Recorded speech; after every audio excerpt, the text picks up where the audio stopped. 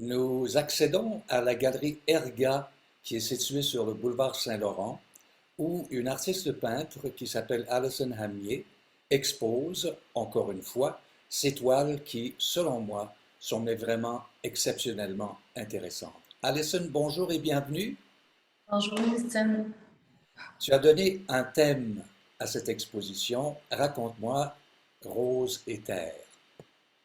En fait, Rose et Terre, c'est vraiment la suite de mon exposition Terre où pendant la pandémie, je parlais de l'impression, de la connexion, selon moi, entre le temps, la vieillesse, la peau, la croûte terrestre et un peu la désolation qui se passait à l'époque pendant la pandémie.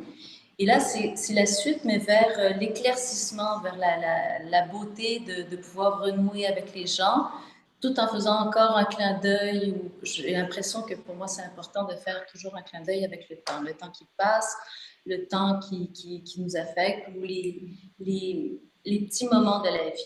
Donc, Il voilà. y a, il y a quelque temps, tu as commencé à insérer euh, des pépites d'or dans ton travail. Et là, je vois que tu as un ajout, c'est-à-dire qu'on va un peu dans le pastel, un peu dans le rose, avec de la belle texture aussi. C'est relativement nouveau, ça? La texture en tant que telle, non. Mais le rose, j'avais déjà utilisé le rose dans une série qui était sur l'eau, où j'avais fait un clin d'œil au lac Ilié. C'est un lac qui est en Australie du Sud et où l'eau est rose. C'est absolument magnifique. Donc, j'avais déjà fait un petit clin d'œil. Je refais un petit clin d'œil.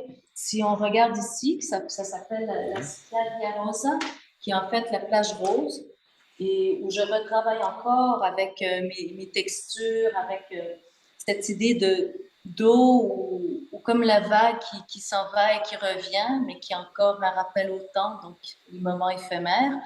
Et donc, oui, j'ai déjà utilisé le rose, mais le rose, cette fois-ci, est plus dans l'émotion, dans le fait de vouloir justement sortir de la noirceur de la pandémie, puis de retrouver des émotions qui sont, en fait, qui nous font du bien. Ton interprétation de la nature est quand même assez séduisante, merci. C'est-à-dire qu'on y retrouve à la fois les couleurs de terre, les couleurs de ciel, et en même temps, on y retrouve une luminosité qui, moi, me touche et me bouleverse par moments, je t'avoue. Tu continues toujours dans cette même veine, non? Merci. Oui,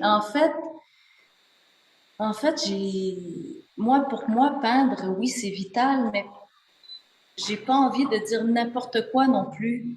Et ce que je raconte, en fait, au travers de mes œuvres, il y aura toujours un clin d'œil avec la nature, les paysages qui, des fois, deviennent complètement abstraits, mais qui, en même temps, viennent souvent nous chercher, créer une émotion en nous.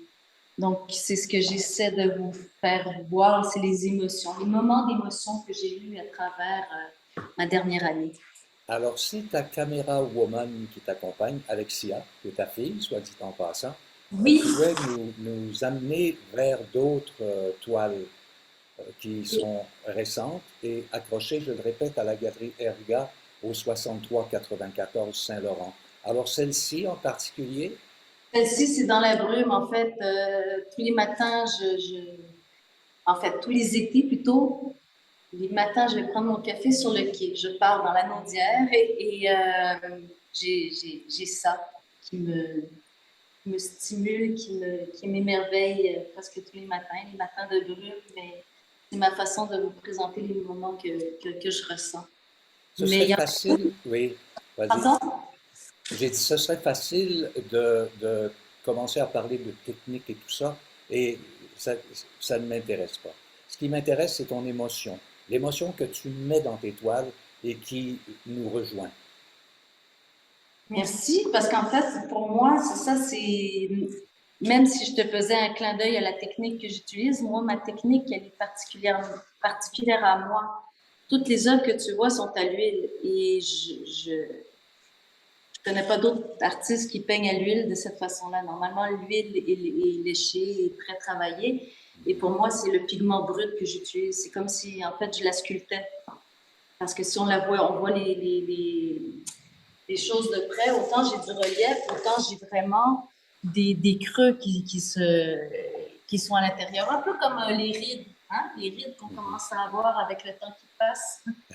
Donc, voilà. Là, je vais te montrer celle-là particulièrement, qui en fait est la représentation telle que j'ai utilisée sur mes cartons d'invitation, sur mes affiches et tout ça, donc qui s'appelle Aube et qui fait du bien lorsque le matin on se réveille et qu'on sent cette émotion-là pour le nouveau jour, donc qui est que le début de quelque chose de bien et non la fin de quelque chose.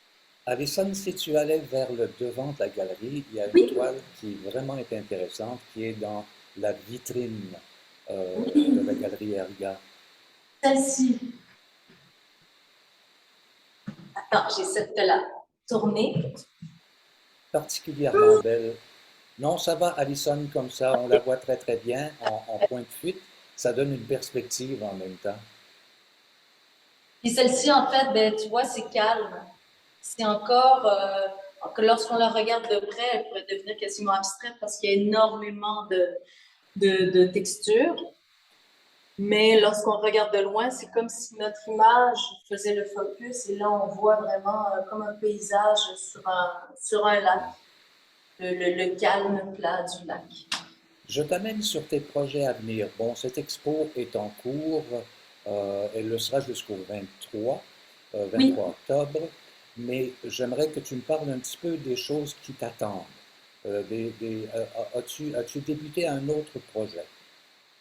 mais en fait, oui, j'ai plein de projets. Écoute, je pourrais te raconter pour mes 10 futures années. J'en ai dans la tête tellement. Il y a deux choses que je veux faire dans la prochaine année. Je veux faire des gravures, mais qui seront plus comme des monotypes sur encore le temps, mais le temps vu à travers le bois. Comme tu peux constater, moi, la forêt, les arbres, la terre, ça m'habite. Mais j'ai encore toute cette notion de temps. Donc, je te montrerai. Au fur et à mesure que j'en ferai, je t'enverrai des petites images. Et l'autre chose qui m'a fascinée, où justement j'ai l'impression que c'est une île qui a presque pas été touchée par l'homme, c'est l'Islande. Je suis allée passer un moment en Islande et ces paysages où justement il y a pas de forêt, c'est que des montagnes qui ont été, j'allais dire délavées, mais c'est pas délavé, c'est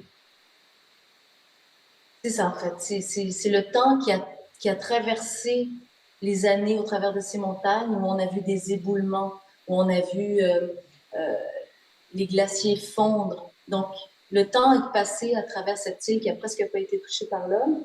Et ça, lorsqu'on se tient au milieu de ces paysages quasiment lunaires, on a vraiment l'impression d'être seul au monde et de découvrir une beauté incroyable.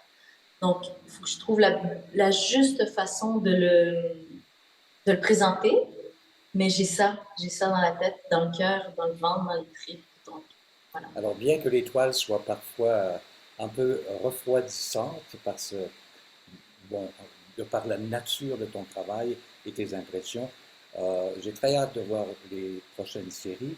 En attendant, j'invite les gens à aller faire un tour à la galerie Erga jusqu'au 23, voir tes œuvres que je considère comme étant tout à fait magnifiques. Merci beaucoup, Alison Namier.